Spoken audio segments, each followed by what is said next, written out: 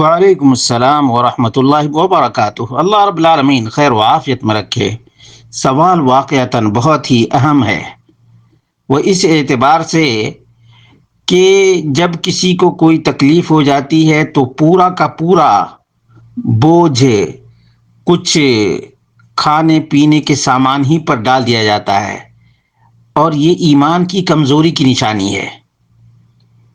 ہونا یہ چاہیے کہ جو کچھ ہو چکا اس کے بارے میں کچھ بولنے کے بجائے آگے کی فکر کرنی چاہیے۔ کہا جاتا ہے فکر فیما آت ولا تو فکر فیما فات۔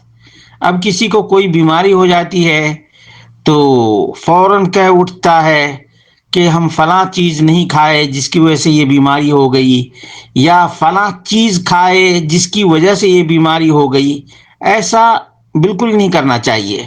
ایک ہی چیز ہے، کسی کے لیے وہ مفید ہے، دوسرے کے لیے مضر ہے۔ ایک ہی چیز ہے، کسی کے لیے مفید ہے، دوسرے کے لیے وہی چیز مضر ہے۔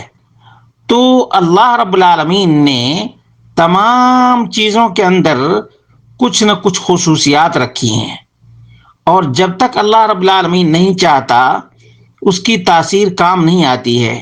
تو مومن کو اللہ رب العالمین پہ توکل کرنا چاہیے۔ مومن کو اللہ رب العالمین پہ توکل اور بھروسہ کرنا چاہیے، اور اللہ کے حوالے کر دینا چاہیے۔ اللہ کے حوالے کر دینا چاہیے، اور اسی طرح سے کہنا چاہیے قدر اللہ وما شاء فعل۔ جو اللہ رب العالمین نے مقدر کر دیا ویسا ہی اللہ رب العالمین نے کیا۔ تو اس سے آدمی کو حوصلہ بھی ملتا ہے، اور آگے کی پلاننگ کا جذبہ بھی پیدا ہوتا ہے۔